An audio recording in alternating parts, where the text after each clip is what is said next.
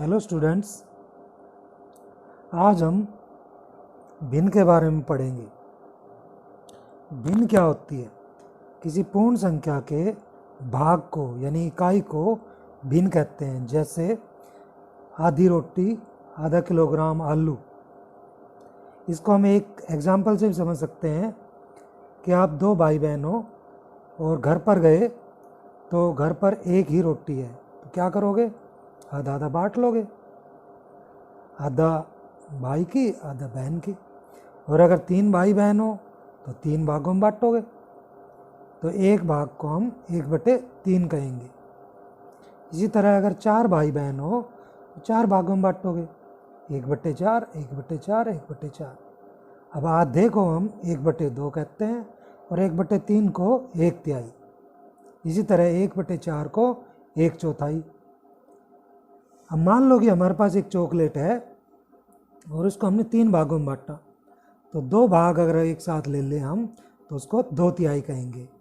यानी एक वस्तु को हमने 3 भागों में बांटा तो 3/, और अगर 2 भागों में बांटा तो 2/2। अब भिन्न के जो ऊपर का हिस्सा होता है यानी ऊपर का भाग यानी 2, वो अंश है, और जो नीचे है वो हर है यानी 3 हर है। अब भिन्न के प्रकार, तो भिन्न के प्रकार 2 होते हैं, उचित भिन्न या समभिन्न। जिस भिन्न का अंश हर से छोटा हो तो उचित भिन्न कहलाएगी। जैसे 1/7, तो यहाँ अंश 1 है और हर कितना है? 7। इसी तरह 4/5, तो अंश कितना है? 4 और हर कितना है? 5। तो इसी तरह 2 अनुचित भिन्न।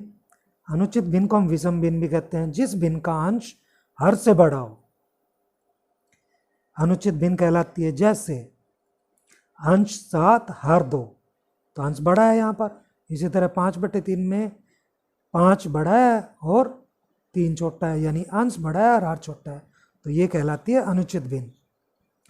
अनुचित भिन्न को हम मिश्रित भिन्न में बदल सकते हैं। जैसे 7/2, तो 7/2 को हम क्या करेंगे? 7 जो है उसको हम 2 से भाग करेंगे, कितने पे जाएगा? 3 पर। 2 तिया 6, तो 7 में 6 घटाएंगे 1, तो इसको हम लिखेंगे 3 सही 1/2।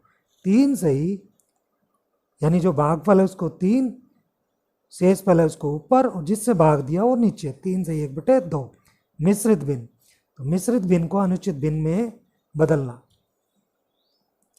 तो मिश्रित भिन्न को अनुचित भिन्न में बदलना।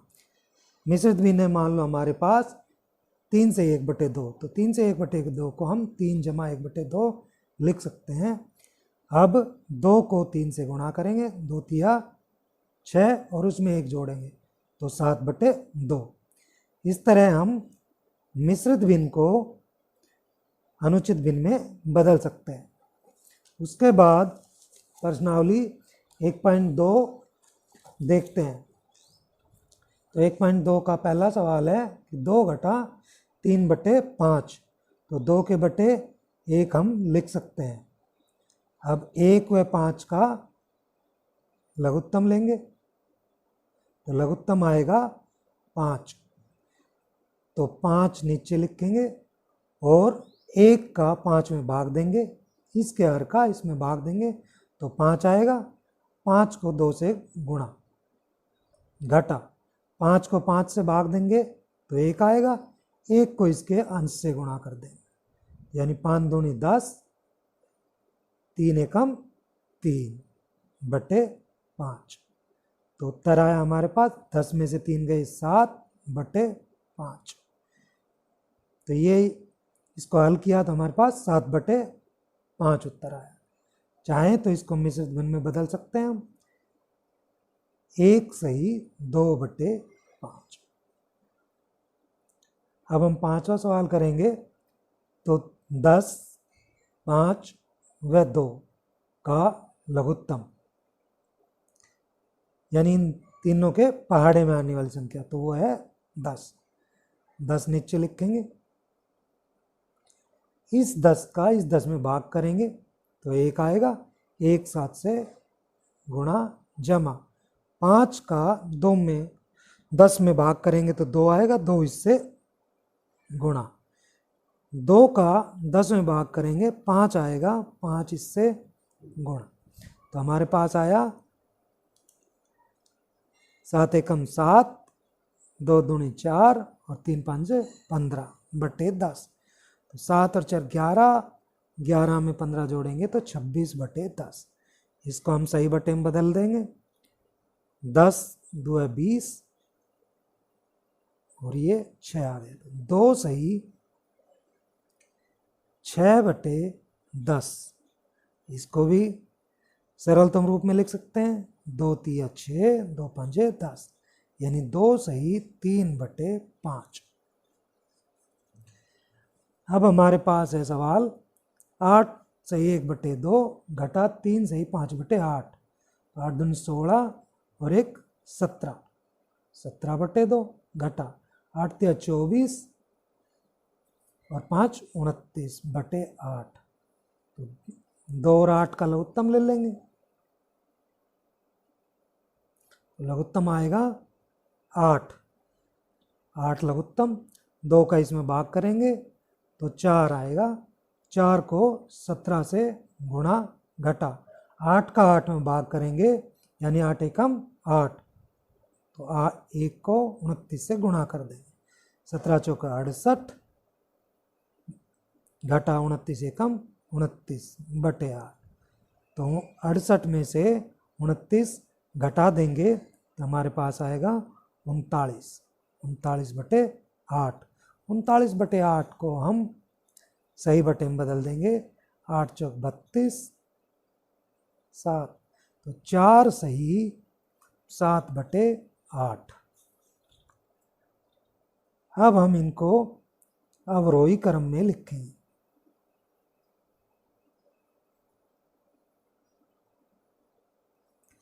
तो 9, 3 और 21 का लघुत्तम लेंगे, तो इनका लघुत्तम आएगा हमारे पास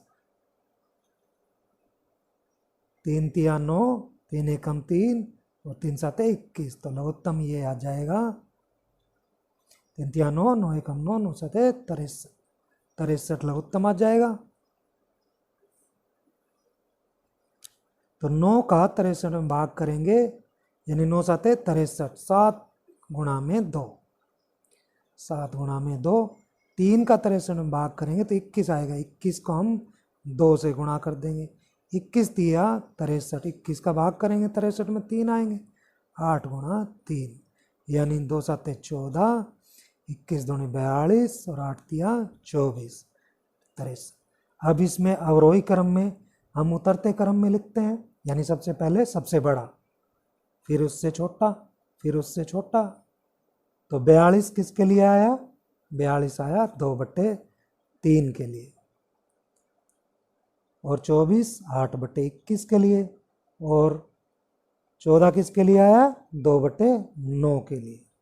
तो ये हमारा अवरोही क्रम था। अब हमारा जादुई वर्ग है या नहीं है, जादुई वर्ग है या नहीं है। तो जादुई वर्ग देखने के लिए हम पहली पंक्ति को जोड़ेंगे, तो पहली पंक्ति का जोड़ बराबर 4 बटे 11 जमा 9 बटे 11 जमा 2 बटे 11। अब इनके हर बराबर हैं इसलिए अंश जोड़ देंगे, 4 और 9 13 और 2 15 बटे 11। दूसरी पंक्ति का जोड़ 3 बटे 11 जमा 5 बटे 11 जमा 7 बटे 11, तो 11 लघुत्तम आ जाएगा, 3 5